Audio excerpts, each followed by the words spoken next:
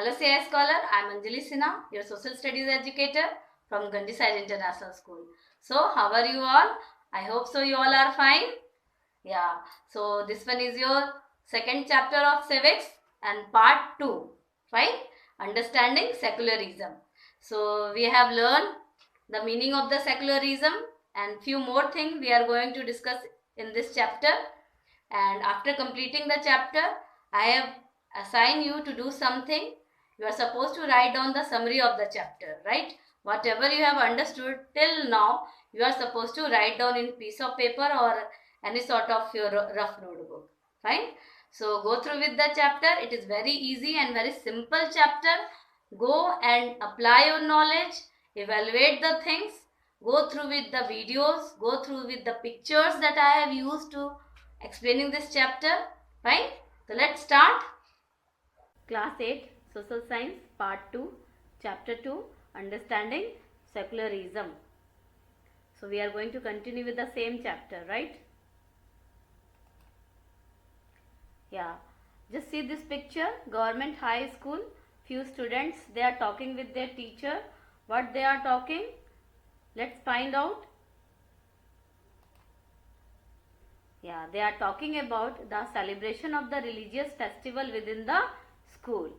Means student, they are asking ki in our school why we are not celebrating different festivals. Then the teacher said that government school cannot promote any one religion either in their morning prayer or through the religious celebration. But this rule is not applicable to the private school. Private schools, they are free to have their own beliefs, their custom, their traditions, and state is not having any interference with their matter, right? So you understood this picture. Government high school, government school cannot promote any one religion. Now come to the next picture. Just see this picture. One person is wearing the helmet and one is having the pagri. So what is the communication is going on? They are talking about that in Delhi wearing helmet is compulsory and mandatory, but this people, Paramjeet, he is the Sikh youth, does not have to wear a helmet, he said. What was the reason behind it? The reason behind is that Indian state recognizes that wearing a pagri is central to a Sikh religious practice. That means they are getting exceptional law for them. That means state is not interfering with their religious matter.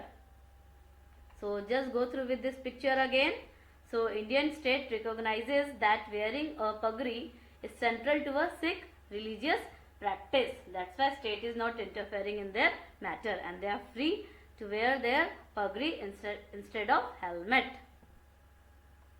Now come to the Indian Constitution.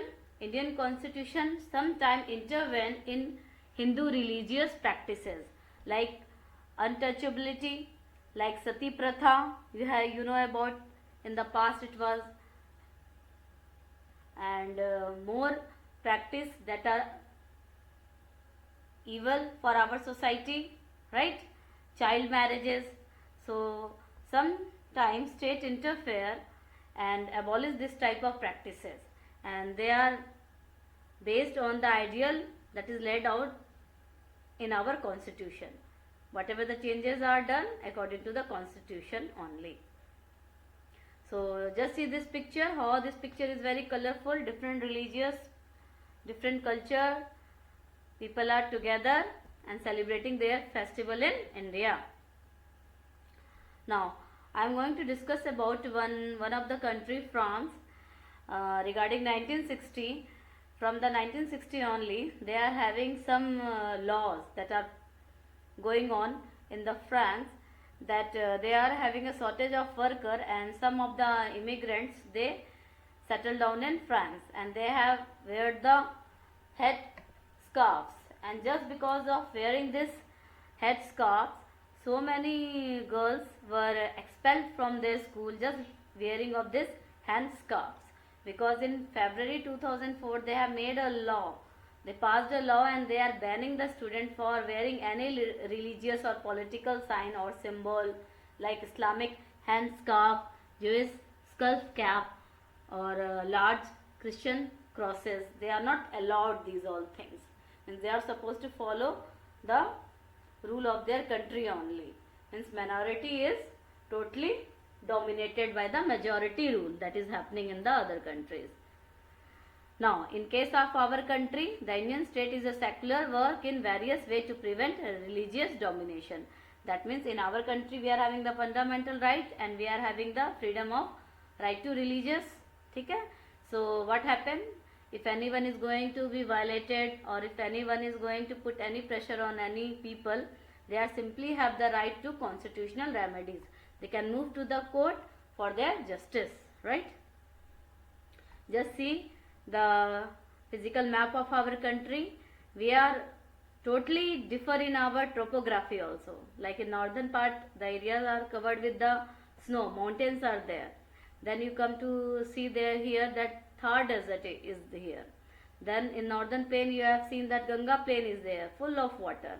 Then Brahmaputra river, means full of water is there. Then you come to the southern part of India, we are having the Western Ghat, Eastern Ghat, understood? So here we are having peninsular plateau surrounded by the three sides of water, Arabian Sea, Indian Ocean and Bay of Bengal. So we are differ from the topography also, that led to the different style of food, wearing style, understood? That reflect our lifestyle.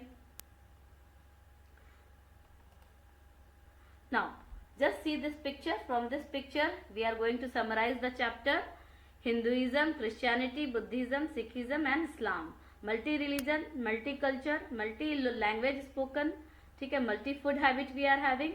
But one thing is common, that is Indian. We all are Indians. So this one is your chapter. So now what you are supposed to do, I want that you are supposed to write down the summary of the chapter. Whatever you have learned, whatever the videos you have seen, whatever the pictures you have observed, write it down in a piece of paper or in any rough notebook. Okay. So hope so that you have understood this chapter. Fine. Go through it. Revise it. Till then, bye. Take care.